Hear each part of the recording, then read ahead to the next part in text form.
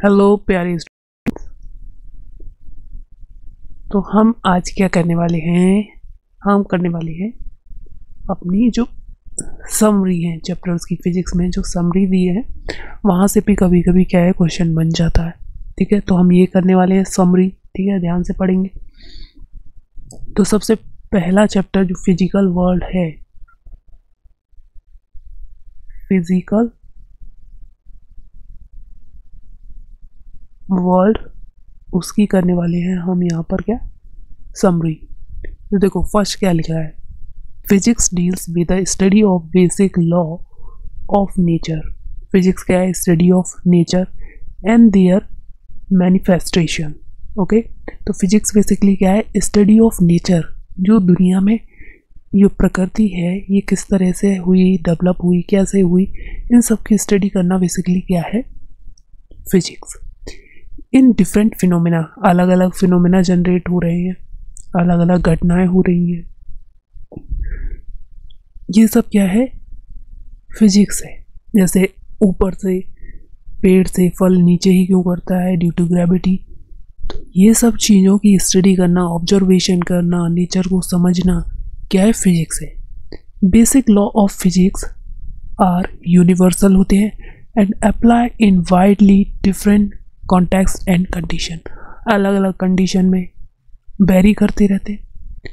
Okay, जैसे मान लो कहीं पर एयर रेजिस्टेंस है, एयर रेजिस्टेंस प्रेजेंट है तो वहाँ पर क्या होगा, दोनों की वेलोसिटी सेम नहीं होंगी। और कहीं वैक्यूम है तो वहाँ पर कंडीशन अलग हो जाएंगी।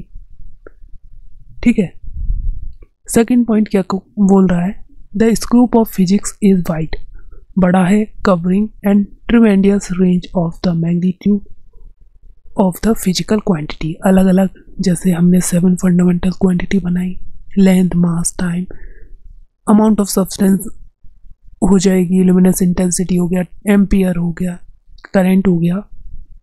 क्या है ये, क्या है फिजिकल क्वांटिटीज हैं, डिफरेंट डिफरेंट, अलग अलग होंगी, अलग अलग उनकी रेंज होगी। ठीक है, तो ये सब क्या है, ये फिजिक्स का स्कोप बनाता है एक तरह से। थर्ड पॉइंट क्या बोल रहा है, फिजिक्स एंड टेक्नोलॉजी, फिजिक्स को मिला दें और टेक्नोलॉजी को मिला दें, are related to each other है। ओके, दोनों ही एक दूसरे से रिलेट करते हैं। कोई भी नई चीज़ का डेवलपमेंट हुआ, ठीक है, क्या उसमें फिजिक्स अप्लाई हुई, फिजिक्स अप्लाई करके ही टेक्नोलॉजी जो है,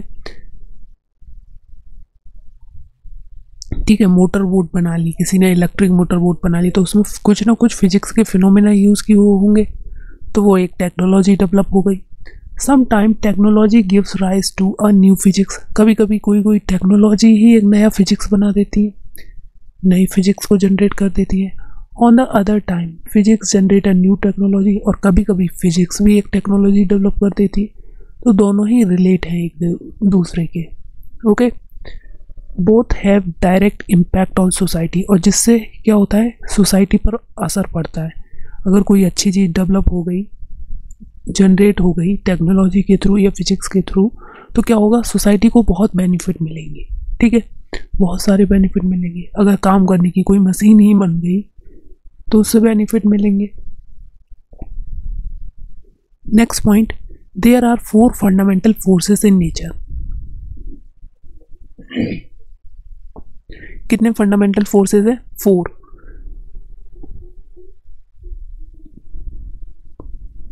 यहाँ पर देखो कितने फंडामेंटल फोर्सेस हो गए, 4 फंडामेंटल फोर्स हो गए, that govern the diverse phenomena in the macroscopic and microscopic world. जो छोटे से छोटे या फिर बड़े से बड़े चीज़ों के लिए काम आते हैं, मतलब कोई फिनोमेना डाइवर्स को करते हैं। अगर बोल दिया एटम है, न्यूक्लियाई है, तो उसमें माइक्रोस्कोपिक जो होंगी रेंज के फोर्सेस काम करेंगे। बड़ी सी है, ग्रेविटी है, मैक्रोस्कोपिक, तो यहाँ पर मैक्रोस्कोपिक फोर्सेस का काम करेंगे। ओके, क्या बोल रहा है, दीज आर ग्रेविटेशन फोर्स हो सकते हैं, इलेक्ट्रोमैग्नेटिक फोर्स हो सकते हैं, स्ट्रॉन्ग न्यूक्लियर फोर्सेस हो सकते हैं, या फिर वीक न्यूक्लियर फोर्सेस हो सकते हैं। ठीक है, तो ये चारों फोर्स हो गए। पहला gravitation force, electromagnetic force, strong nuclear force and weak nuclear force. समझ में आ गया? आगे बढ़ जाए। अब क्या बोल रहा है, unification of the different forces, मतलब यूनिक है ये, किसी दो मासेस के बीच में काम करेगा, चाहे वो इनफाइनाइट रेंज पर हो तब भी। ये क्या है, चार्ज पार्टिकल के बीच में काम करेगा। स्ट्रॉन्ग न्यूक्लियर फोर्स जो होगा न्यूक्लियाई के बीच में काम करेगा, न्यूक्लियस के। और वीक न्यूक्लियर फोर्स जो है वो कहाँ काम करेगा, बिटवीन छोटे छोटे पार्टिकल्स के बीच में। ठीक है, तो क्या बोल दिया है, different forces and domain in the nature. Fifth point क्या बोल रहा है, यहां पर देखो, जो फिफ्थ पॉइंट है वो क्या कह रहा है, the physical quantity that remain unchange, ऐसी फिजिकल क्वांटिटी जो कभी चेंज नहीं होती है in a process, this is called conserve quantity. किसी भी फिजिकल प्रोसेस के दौरान ऐसी कोई क्वांटिटी जो चेंज ना हो उसे क्या बोलते हैं, कंजर्व क्वांटिटी बोलते हैं। Some of general conservation law in nature include the law of conservation of mass, कुछ लॉ हैं जो कंजर्वेशन पर बेस्ड होते हैं। Law of conservation of mass, energy conservation, linear momentum conservation, angular momentum conservation, charge and parity. Okay, तो ये सब क्या है, कंजर्वेशन पर बेस्ड है। ये ऐसी क्वांटिटी है जो हमेशा अनचेंज रहेगी किसी भी प्रोसेस के दौरान। ठीक है, तो क्या होगा, कंजर्वेशन ऑफ मास होगा, कंजर्वेशन ऑफ एनर्जी होगी, कंजर्वेशन ऑफ लीनियर मोमेंटम होगा, कंजर्वेशन ऑफ एंगुलर मोमेंटम भी होता है, चार्ज भी होगा एंड पेयरिटी। ठीक है, मास में कंजर्वेशन मतलब mass neither be created and not be destroy, mass को ना तो क्रिएट किया जा सकता है और ना ही डिस्ट्रॉय किया जा सकता है। एनर्जी की अगर हम बात करें तो एनर्जी भी, टोटल एनर्जी जो होती है वो क्या होती है, रिमेन कंजर्व रहती है। मैं बोलूँ टोटल एनर्जी जो होती है वो काइनेटिक प्लस पोटेंशियल का सम होगी। काइनेटिक वेलोसिटी की वजह से होती है, पोटेंशियल जो है वो पोजीशन की वजह से होती है, हाइट की वजह से होती है। तो मैं बोला कि kinetic energy plus potential energy का सम टोटल एनर्जी होता है। ये हमेशा क्या रहता है, कांस्टेंट रहता है, कंजर्व रहता है। मतलब अगर काइनेटिक बढ़ेगी तो पोटेंशियल कम, पोटेंशियल बढ़ी तो काइनेटिक कम, लेकिन टोटल हमेशा सेम ही रहेगा किसी प्रोसेस के दौरान। उसी तरह से एनर्जी को भी neither create nor be destroy, mass भी neither created and nor be destroy. भाई linear momentum P equals to होता है mv, लीनियर मोमेंटम, तो ये भी कंजर्व रहता है। कब, जब एक्सटर्नल फोर्स एब्सेंट हो। ये कब कंजर्व रहेगा, जब एक्सटर्नल फोर्स क्या रहे, कंजर्व, एक्सटर्नल फोर्स कांस्टेंट रहे, कोई बाहरी फोर्स ना लग रहा हो, तब क्या होगा, देन P जो है एंगुलर मोमेंटम क्या रहेगा, कंजर्व रहेगा। वहीं एंगुलर मोमेंटम की बात करें तो यहाँ पर एक्सटर्नल टॉर्क, रोटेशन मोशन में टॉर्क आता है, तो टॉर्क जो है टाउ, ये कंजर्व रहेगा, कांस्टेंट रहेगा। मतलब एक्सटर्नल फोर्स नहीं होगा, एक्सटर्नल टॉर्क नहीं होगा, तो क्या होगा, एंगुलर मोमेंटम कंजर्व रहेगा। चार्ज तो कंजर्व होता है, Q इक्वल्स टू NE, और पेयरिटी ऑफ चार्ज क्या, पॉजिटिव नेगेटिव अट्रैक्ट करेंगे, नेगेटिव पॉजिटिव अट्रैक्ट करेंगे। ओके,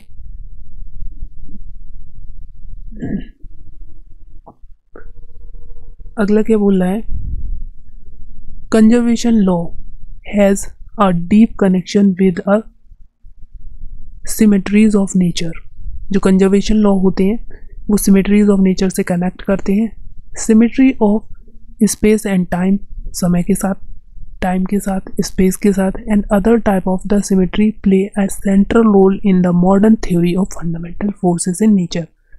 जो नेचर में फंडामेंटल फोर्सेस हैं, जैसे ग्रेविटेशन फोर्स हो गया, इलेक्ट्रोमैग्नेटिक फोर्स हो गया, स्ट्रॉन्ग न्यूक्लियर फोर्स हो गया एंड वीक न्यूक्लियर फोर्स हो गया, इन फोर्स से क्या करेंगे, ये फोर्सेस एक के बीच में जो सिमेट्री होती है वो क्या होती है, एक बड़ा रोल प्ले करती है। एक लार्ज रोल प्ले करती है। तो इस सब जो टोटल समरी था इसका सार यही था। यहाँ पर फिजिक्स क्या है इसको समझा हमने, क्या समझा, फिजिक्स क्या है इसको समझा। देन फिजिक्स में कौन कौन से फिनोमेना होते हैं या फिजिक्स का स्कोप क्या है वो जाना। देन हमने क्या समझा, हमने समझा कि जो टेक्नोलॉजी है और फिजिक्स का क्या रिलेशन है, टेक्नोलॉजी का और फिजिक्स का क्या रिलेशन है। ओके, फिजिक्स और टेक्नोलॉजी का क्या रिलेशन है, एक दूसरे से किससे रिलेट करेंगे, फिर इसका सोसाइटी पर क्या असर पड़ेगा। देन हमने समझा कि फंडामेंटल जो फोर्सेस हैं, जो 4 फंडामेंटल फोर्सेस हैं वो क्या हैं। ग्रेविटेशन फोर्स हो गया था एक, दूसरा हो गया magnetic force, strong nuclear force and weak nuclear force. Macro micro phenomena क्या होते हैं ये समझ लिया हमने। फिर कुछ क्वांटिटी ऐसी होती हैं जो कंजर्व रहती हैं, हमेशा कभी चेंज नहीं होती, जैसे कंजर्वेशन ऑफ मास हो गया, कंजर्वेशन ऑफ एनर्जी हो गया, लीनियर मोमेंटम हो गया, एंगुलर मोमेंटम हो गया, चार्ज एंड पेयरिटी। ओके, समझ में आ गया कंजर्वेशन। देन हमने समझ लिया कि जो मॉडर्न थ्योरी है जो फोर्सेस की, उसमें सिमेट्री का रोल क्या होता है, ये सारी चीज समझ ली। ओके ठीक है, तो मिलते हैं नेक्स्ट समरी के साथ। ओके, तब तक रहिए खुश, मुस्कुराते रहिए। ओके, और अभी तक आपने चैनल को सब्सक्राइब नहीं किया तो सब्सक्राइब भी कर लीजिए। ठीक है, इस तरह की बेहतरीन छोटे छोटे कॉन्सेप्ट्स, बड़े कॉन्सेप्ट, पूरे फुल चैप्टर जो हैं आपको यहाँ पर मिल जाएंगे। थैंक यू बच्चों, बाय बाय, थैंक यू।